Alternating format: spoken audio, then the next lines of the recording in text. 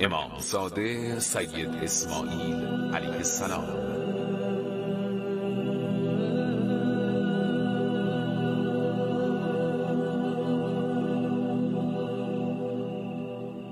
جناب سید اسماعیل سربخش علیه السلام از نوادگان امام همام امام جعفر صادق علیه السلام، سید شهید شریف جلیل قهرمان مبارزه علیه مغولان و ظالمان.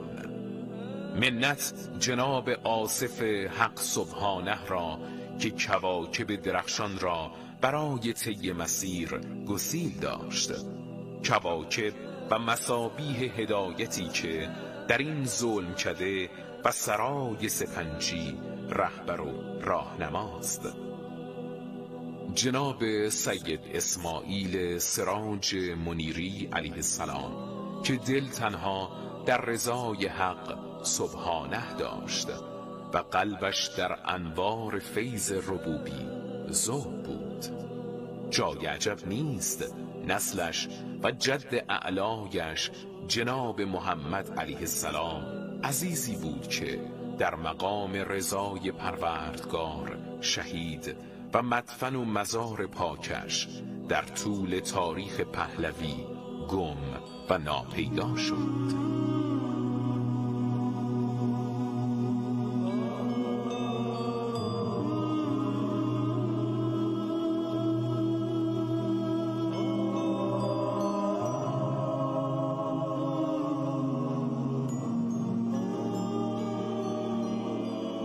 او نشان از اجدادش دارد، از کسانی که استوار و بیدریغ برای آرمانهای بلندشان کوشیدند.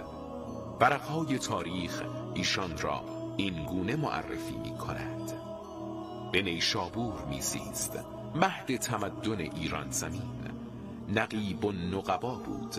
این لقب را سلطان خوارزمشاه به وی داده بود.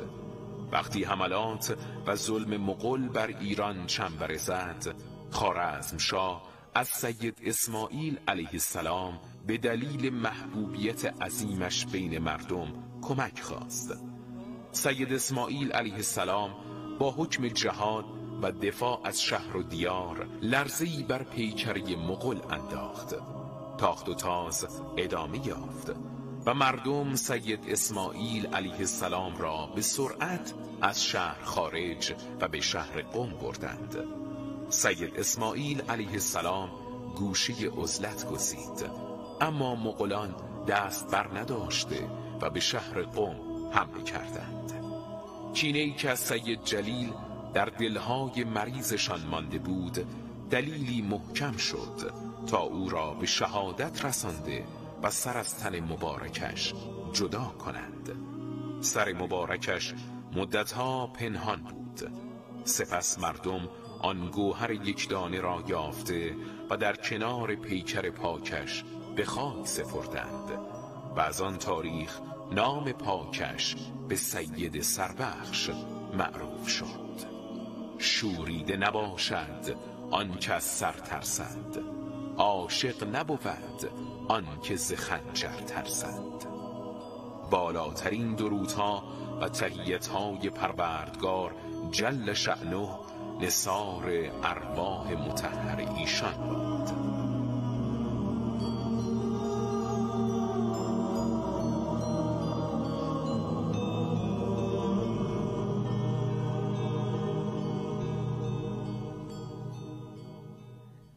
امامزاده سید سربخش، ما تو همین بقعه متبرک آقا موسی مبرک که می ایستیم چراغ امامزاده سید سربخش رو میتونیم ببینیم، اون بر خیابان طالقانی هست و جالب اینجاست که نام زیبایی سید سربخش که حالا یه داستانی هم هست، میگن دیدید الان عزیزمون داشتن معرفی میکردن که مدتها سر مطهرشون بعد تو حمله مغول‌ها از تن جدا شد، بعد میان تو عالم رویا گفته بود چیزی که ما در راه خدا بدیم پس نمیگیریم.